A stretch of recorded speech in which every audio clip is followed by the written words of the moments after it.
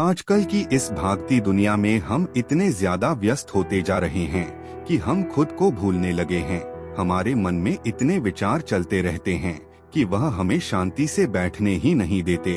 जब कभी थोड़ा सा समय मिलता है हमें शांति से बैठने का, तो हमारे दिमाग में फिर से तमाम विचार आने लगते हैं और फिर हम यह भूल जाते हैं कि हम शांति पूर्वक बैठे हैं कि नहीं, अर्थात हमारा दिमाग विचारों से इतना ज्यादा भर जाता है कि वह हमें शांति से एक जगह पर बैठ ही नहीं देता। तो आज के इस वीडियो में हम अपने मन के विचारों को साफ करके अपने दिमाग को किस तरीके से शांत रखा जाए, इसी के बारे में बात करने वाले हैं। दोस्तों, एक बार एक गुरु और एक शिष्य एक सुनसान जंगल से गुजर रहे थे। तभी शिष्य अपने गुरु से एक सवाल करता है कि गुरुजी, ऐसा क्यों होता है कि कुछ लोगों के पास कुछ भी नहीं होता लेकिन फिर भी वह सुखी रहते और आनंद में रहते हैं, और कुछ लोगों के पास सब कुछ होते हुए भी उदासी उनके चेहरे पर साफ दिखाई देती है। गुरु ने एक मुरझाए हुए फूल की तरफ इशारा करते हुए अपने शिष्य से कहा कि यह सोचने और समझने की बात है।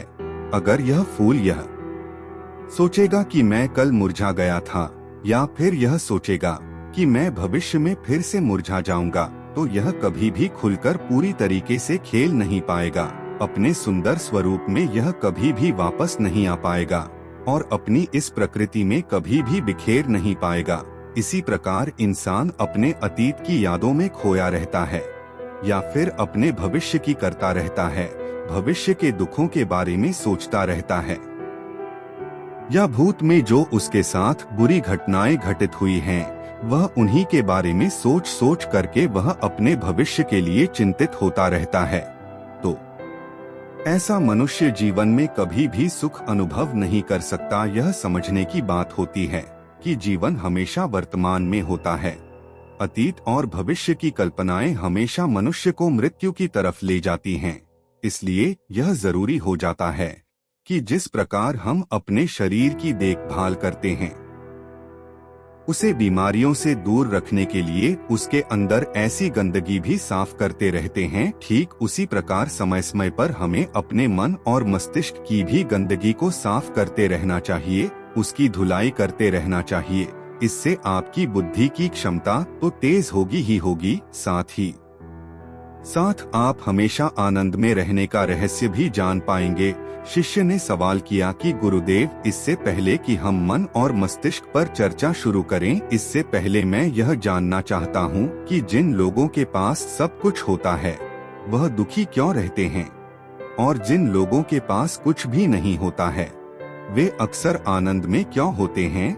यह रहस्य क्या है, इसके पीछे का कारण क्या हो सकता है।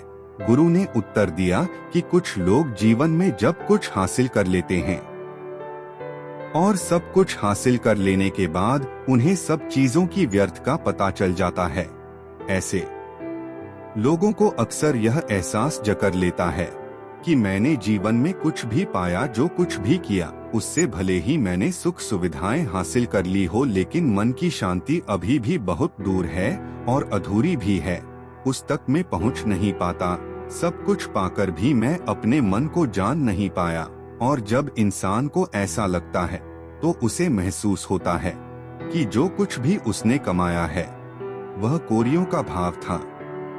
उसने अपना जीवन बेकार की चीजों में यूं ही व्यर्थ कर दिया। और वहीं पर जिस इंसान के पास जीवन में कुछ भी नहीं होता है, उसके पास एक उम्मीद होती है, सब कुछ पाने की लालसा रखता है, और वही लालसा, वही इच्छा उसको जीवन में खुश रखती है, आगे बढ़ाती है, और ऊर्जा से वह हमेशा भरा रहता है। गुरु ने अपने हाथ से एक सूखे पेड़ की तरफ करते हुए कहा कि शिष्य, कभी तो यह पेड़ भी हरा भरा रहा होगा, फलों से लदा हुआ रहा होगा, अनेक प्रकार के पक्षी और जानवर इस पर आराम करते होंगे, इसके फलों को खाते होंगे। इस समय इस पैर को भी यह पता नहीं होगा कि एक दिन यह सूख जाएगा और उसकी हालत इतनी बदतर हो जाएगी कि यह किसी को छांव तक नहीं दे पाए, उसके ऊपर पत्ते तक नहीं रह जाएंगे। उसी प्रकार मनुष्य अपने जीवन की दौड़ में यह भूल जाता है कि जिस दौड़ में वह सबसे आगे निकलने की कोशिश कर रहा है, उसका अंतिम चरण तो मृत्यु ही है। काश वह कभी इस दौड़ से अलग हटकर यह देख पाए कि इसका अंतिम चरण उसे कहां तक पहुंचाएगा। जिस दौर से वह सबसे आगे निकलकर जीतने के ख्वाब देख रहा है, उसका वास्तव में अंतिम चरण मृत्यु ही है। काश वह कभी जीवन में भी हो जाता है कि उन घटनाओं को हम किसी भी तरह अपने मन की द्वार में ठहरा कर यह देख पाए कि उसका चरण क्या है और उसका परिणाम क्या होने वाला है। वह तो बहुत कुछ इकट्ठा करने में लगा हुआ है, एक दिन वह सब यहीं का यहीं रह जाएगा। इकट्ठा करते करते एक दिन उसका शरीर मृत्यु को प्राप्त हो जाएगा और फिर उसका शरीर आग में जलकर राख हो जाएगा, लेकिन उसके द्वारा बनाई हुई चीज सब यहीं की यहीं पर ही रह जाएगी। लेकिन इंसान चीजों को इकट्ठा करते करते अपनी जिंदगी को जीना भूल जाता है। वह कभी ठीक से खुलकर हंस भी नहीं पाता, बस इकट्ठा कर में लगा रहता है और इकट्ठा करते करते वह अपने सब सुख चयन खुशी सब कुछ खो देता है। ऐसा भी हो सकता है कि वह ऐसे कार्यों की तरफ आगे बढ़ सकता है जो उसके जीवन में आनंद पैदा करता हो, जो उसके जीवन को एक नई दिशा दे। गुरु ने कहा कि एक योगी ही होता है जो जीवन की दौड़ में ठहर जाता है, जो यह समझ लेता है कि जीवन का अंतिम चरण तो मृत्यु ही है। इसीलिए वह जीवन में सुख सुविधाएं हासिल करने की बजाय खुद के मन और मस्तिष्क को एक नए आनंद की तरफ ले जाने का प्रयास शुरू कर देता है।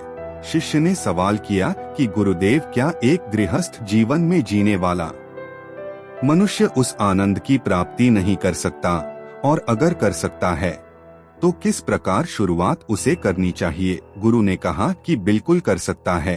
गुरु ने उत्तेजित होकर उत्तर दिया कि अगर सभी मनुष्य उस आनंद की प्राप्ति के लिए योगी बनने का निश्चय कर ले तो इससे तो प्रकृति का चलन ही रुक जाएगा। उसकी जो व्यवस्था है वह बिगड़ने लगेगी। एक सच्चा योगी अपने जीवन में खोज करता है और खोज करने के बाद वह गृहस्थ जीवन में किस प्रकार आनंद को प्राप्त किया जा सकता है वह तरीके सभी को बताता है, ताकि मनुष्य अपने गृहस्थ जीवन का पालन करते हुए उस आनंद की प्राप्ति भी कर सके। गुरु ने उस युवक को संबोधित करते हुए उत्तर दिया कि मैंने अपने जीवन में जो खोज की है उसके अनुसार मनुष्य को समय समय पर अपने मन और मस्तिष्क की सफाई करते रहना चाहिए। मनुष्य अपने शरीर पर तो ध्यान दे देता है, लेकिन अपने मन और मस्तिष्क को वह भूल जाता है, उस पर कभी ध्यान ही नहीं देता, और उसी वजह से मन और मस्तिष्क उसके बूढ़े होते चले जाते हैं, उसमें जवानी रह ही नहीं जाती। और जब उनमें जवानी नहीं रह जाती तो वह नयापन और ताजगी नहीं रह जाती, जिसकी वजह से एक इंसान उदासी से भर जाता है। मान और मस्तिष्क की गंदगी क्या होती है? पहले मैं तुम्हें यह बताता हूँ, हर मनुष्य के जीवन में कुछ ऐसी घटनाएं घटती हैं जिनका उसके मन और मस्तिष्क पर बहुत ही गहरा असर डालती है। वह जीवन पर्यंत उन घटनाओं को भुला भी नहीं पाता और वही घटनाएं उसके मन में पूरी तरह से पक्की बैठ जाती हैं, जो उसके मन में गांठ बना लेती है, और भविष्य में जब भी वह कोई काम करता है तो यह घटनाएं उसको प्रभावित करती है। उसके विचारों को, उसके निर्णय को पूरी तरह से घटनाएं बदल कर रख देती हैं। ऐसे मनुष्य की दृष्टि भी भ्रमित हो जाती है, वह सत्य स्वरूप को देख ही नहीं पाता, वह उन चीजों को उन घटनाओं से जोड़कर भ्रमित तरीके से देखता रहता है। उदाहरण के लिए, अगर किसी बुरी आंखें वाले आदमी ने आपको धोखा दे दिया है तो आप जीवन पर्यंत बुरी आंखें वाले आदमी को हमेशा धोखेबाज ही समझते रहेंगे, उस पर कभी पूर्ण रूप से आप विश्वास ही नहीं कर पाएंगे। लेकिन समझने की बात यह होती है कि जिस इंसान ने आपको धोखा दिया है वह धोखा आपको बुरी आंखों से नहीं मिला, वह इंसान के स्वभाव से मिला है। लेकिन उस इंसान के स्वभाव से हमारे दिमाग में उसका एक चित्र छप गया, उसकी एक छवि बन गई, और वह छवि दूसरे आदमी से जब हम संपर्क करते हैं तो बीच में एक दीवार की तरह खड़ी हो जाती है। और इसी वजह से दो लोगों के बीच गहरे संबंध स्थापित नहीं हो पाते। तो मनुष्य के लिए सबसे जरूरी यही होता है कि वह अपने आप को अतीत की घटनाओं से मुक्त रखे। उन घटनाओं से प्रभावित होकर वह दिमाग में किसी तरह की छवि ना बनाए। कुछ लोग इस बात पर यह सवाल खड़ा कर सकते हैं कि फिर जीवन के अनुभव किस काम में आएंगे, लेकिन समझने की बात तो यह होती है कि हम जीवन के अनुभवों को भी भ्रमित तरीके से जान लेते हैं, सही तरीके से उनसे सीख ही नहीं पाते। शिष्य अपने गुरु की बातों में इतना खो गया कि उसे चलते चलते जंगल के रास्ते में पड़े हुए कांटे दिखा नहीं दिए और अचानक उसके पैर में कांटा छुप गया। गुरु ने उसका कांटा बाहर निकालते हुए उससे पूछा, यह कांटा तुम्हारे पैर में क्यों लगा? इसके पीछे तुम किसे जिम्मेदार मानते हो? गुरु ने कहा कि तुम मुझे भी जिम्मेदार मान सकते हो, क्योंकि मैं तुम्हें यह बातें सुना रहा था। या तुम खुद को भी जिम्मेदार मान सकते हो कि तुम मेरी बातों में इतना खो गए कि तुम्हारा रास्ते पर से ध्यान ही नहीं रहा। या तुम इन पैरों को भी जिम्मेदार मान सकते हो जिन्होंने यह कांटे इस रास्ते पर बिछा दिए। तभी शिष्य ने उत्तर दिया कि गुरुदेव, इसमें मैं खुद को ही जिम्मेदार मानता हूँ, क्योंकि आप तो अपना काम कर रहे थे और इस पैर ने भी अपना काम किया, पर मैं अपना काम होश पूर्वक नहीं कर पाया। अगर मैं चलते समय ध्यान लगाए रहता, अगर मैं आपकी बातों में पूरी तरह से नहीं हो जाता, तो मुझे यह कांटा कभी नहीं लगता। इसमें पूरी तरह से ही मेरी गलती है। गुरु ने शाबाशी से अपने शिष्य के पीठ को थपथपाया और आगे कहा कि जो घटनाएं हमारे मन को प्रभावित करती है, जरूर उसे बाहर निकाल दें। और उसके लिए सबसे सरल तरीका है कि अपनी भावनाओं को व्यक्त करना सीखो। उसे अपने दिल में, अपने मस्तिष्क में बैठाकर मत रखो। जब तुम किसी दूसरे मनुष्य के सामने अपनी भावनाओं को व्यक्त कर देते हो तो तुम्हारे मन का बोझ हल्का हो जाता है। कुछ लोगों का स्वभाव ऐसा होता है कि वह अपने मन की बात किसी को बताते। ऐसे लोग अक्सर अंदर ही अंदर दुखी होते रहते हैं, लेकिन वह अपने मन की बात किसी दूसरे आदमी को कभी नहीं बताते। उसके कुछ उल्टे ऐसे लोग भी होते हैं जो अपने मन में किसी भी बात को रख नहीं पाते। उनके साथ कुछ भी अच्छा या बुरा होता है, वह अपने मन की बात, अपने भावनाओं की बात दूसरों के सामने व्यक्त कर देते हैं। और तुमने खुद महसूस किया होगा कि जो लोग अपने मन की भावनाओं को व्यक्त कर देते हैं, वह जीवन में ज्यादा आनंदित रहते हैं। कभी भी प्राकृतिक रूप से आए हुए भावनाओं को नहीं रोकना चाहिए या हमें किसी भी भावनाओं को दबाना नहीं चाहिए। अगर हम किसी भी भावनाओं को रोकने की कोशिश करते हैं तो वे हमें अंदर ही अंदर खाने लग जाती हैं। गुरु ने आगे कहा कि शिष्य, अगर तुम्हारा मन किसी बुरी घटना पर रोने को हो रहा है तो चीख चीख कर रो लो, अपने आप को रोको मत। उस भावना को पूरी तरह से बाहर आने दो। अगर किसी दूसरी घटना पर तुम्हारा मन खुश होने का, आनंदित होने का हो रहा है तो पूरी तरह से नाचो गाओ, जिससे कि तुम उस भावना को बाहर निकाल सको। और जब वे भावनाएं अपनी पूरी गति के साथ बाहर आ जाती हैं तो तुम्हारा मन उन घटनाओं को पीछे छोड़ देता है, अर्थात तुम्हारा मन धीरे धीरे हल्का होने लगता है।